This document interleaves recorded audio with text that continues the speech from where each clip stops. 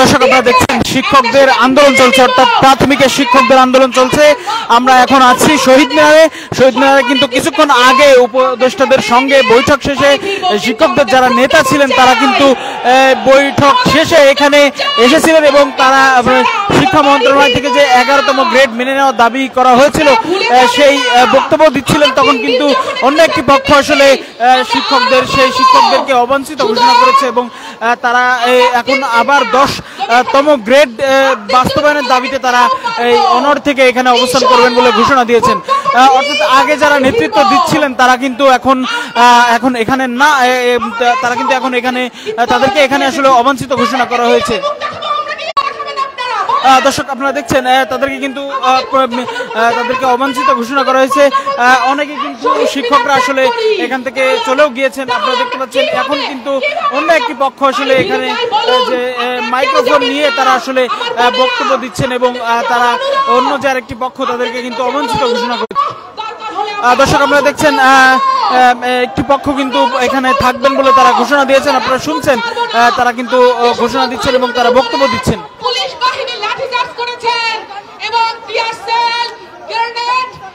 নিক্ষেপ করেছেন, আহত হয়েছেন, সেই রক্তের উপর দাঁড়িয়ে কেন আমাদের নেতৃবৃন্দরা আজকে বেইমানি করলেন? দর্শক আপনারা দেখছেন তাদের নেতৃবৃন্দকে বেইমানি করার অভিযোগ তুলছেন এবং তারা বক্তব্য দিচ্ছেন।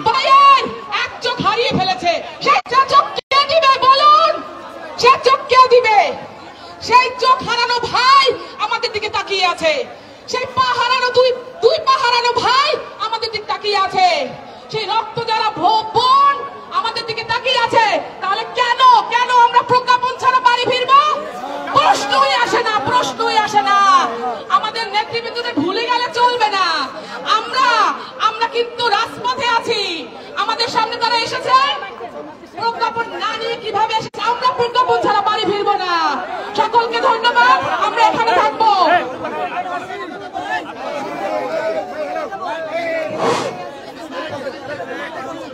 এক মিনিট দয়া করে একটু শোনেন, একটু এক মিনিট একবার এক মিনিট। এই আপোষ না সংগ্রাম, আপোষ না সংগ্রাম, দললীন রাজপথ, দললীন রাজপথ। আপনাদের সাধারণ শিক্ষকদের কাছে আমার একটা দাবি, সংগঠনের বয়ান নিয়ে আপনাদের কাছে আমাদের কাছে যারা আসবে তাদেরকে চাপরানির উপরে রাখবেন। এমন সংগঠন যেই সংগঠনের নেতারা মাউথ নিয়ে রেশারেশি করে, যেই সংগঠনের নেতারা কথা বলা নিয়ে সংগঠনের নেতাদের মধ্যে কোনো সমন্বয় নাই। 3 দিন যাবত এখানে আছি, 3 দিন যাবত আছি যা দেখতেছি এই সংগঠনের নেতাগুলোর মধ্যে কোনো সমন্বয় নাই। তারা সবাইকে প্যারালাল মনে করে, কেউ কাউকে মনে না, সবাই সবার আগে পিছনে ব্যস্ত। ঠিক আছে, ওই রকম সংগঠনের বয়ান নিয়ে যদি কেউ আসে তাদেরকে আপনার উপরে রাখবেন।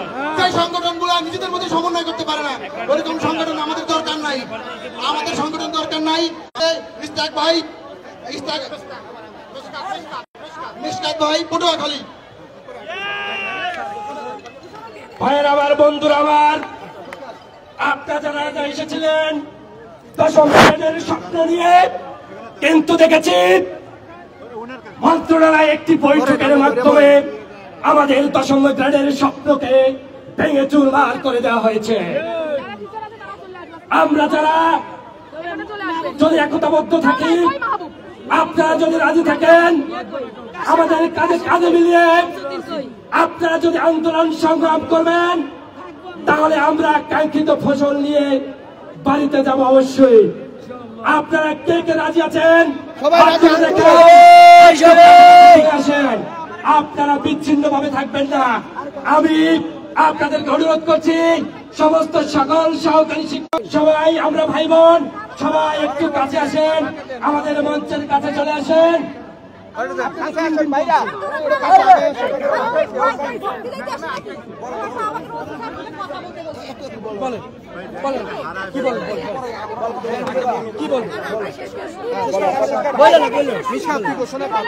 আমার বন্ধুরা আমার, আপনারা যারা শিক্ষক আছেন আপনারা প্লিজ একটু কাছাকাছি চলে আসেন।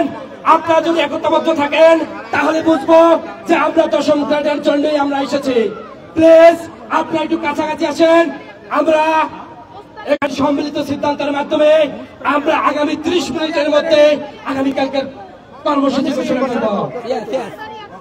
ধন্যবাদ ভাইয়ের আমার, বন্ধুরা আমার, আমরা আশ্বাসের বাড়ির দীর্ঘদিন শুনেছি। আপনাদের খেয়াল আছে 2017 সালে আমরা এই শহীদ মিনারে রাত্রি যাপন করেছিলাম। তখনকার মাননীয় মন্ত্রী ছিলেন মুস্তাফিজুর রহমান ফিজার সাহেব। আসার পরে আমাদের আশ্বাসের বাণী বলে তারা চলে গেলেন, তারপর আমাদের পাইনি, আদরাই রয়ে গেল। আজ 2025 সাল, আমরা 10ম গ্রেডের দাবি নিয়ে এসেছি তখন কিছু শিক্ষক নেতা আমরা দেখলাম যে তারা আমাদের শিক্ষকদের ভুলভাল বুঝিয়ে একটা বুঝ দিতে চায়। ভাইরা আমার, আমরা কিছু শিক্ষক আছে এখানে, কিছুক্ষণের মধ্যে আলাপ আলোচনা করে কর্মসূচি ঘোষণা করব। সাধারণ শিক্ষক যারা আছে ত্যাগ করবেন না। আমরা এতে হাত থেকে প্রতিজ্ঞা করব, এখান থেকে আমরা কেউ এক চুলো লড়ব না। আমরা ভাইয়েরা 3 দিন কষ্ট করেছি, আর কিছু সময় অপেক্ষা করব। সরকার যদি চায়, রাষ্ট্র যদি চায়, 15 মিনিট লাগে না একটা পরিপত্র জারি করতে, একটা প্রজ্ঞাপন জারি করতে। আপনারা আজিজি স্যারকে দেখেছেন কিভাবে পরিপত্র নিয়ে এসেছে। আমরা সেখান থেকে শিক্ষা নিতে পারিনি, ইতিহাস থেকে শিক্ষা নেইনি। আমরা স্পষ্ট ভাষায় বলে দিবার চাই, আপনারা আগামীকাল কর্মসূচি যেটা আছে এটা বহাল থাকবে, এবং পরবর্তী কারণ শিক্ষকরা আমরা কর্মসূচি ঘোষণা করব। এখন সাধারণ শিক্ষকদের বাইরে কেউ মাইক দেওয়া হবে না। আচ্ছা, আমি একটু বলি। ভাই, আমি 2 মিনিট কথা বলি। সম্মানিত সহযোদ্ধা ভাই বোনেরা,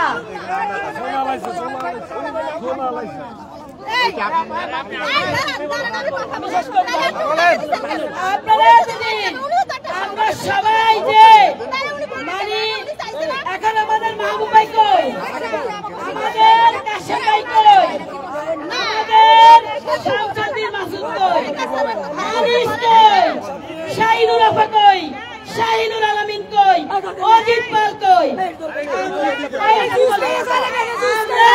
আমরা 2017 সালে এই শহীদ মিনারে 3 রাত থেকে আমাদেরকে আশার বাণী দিয়ে এভাবে উঠে দিয়েছিল।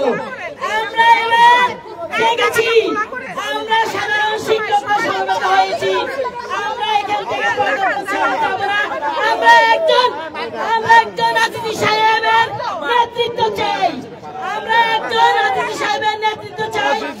আমরা আমাদের কর্মসূচি ঘোষণা করে আগামী দিন থেকে আরো কঠিন কর্মসূচি দিয়ে এই শহীদ মিনারে থাকবো। মাত্র 2 দিন হয়েছে, এত হতাশ হওয়ার কিছু নাই।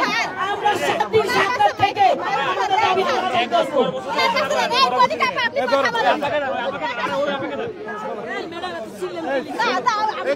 সম্মানিত ভাই ও বোনেরা, কিছুক্ষণ আগেও কিন্তু বলেছিলাম শুভঙ্করের ফাঁকি।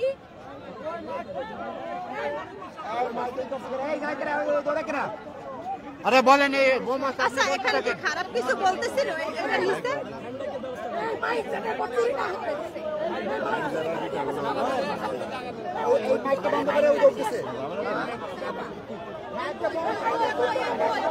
আপনি আপনার বোম নেন।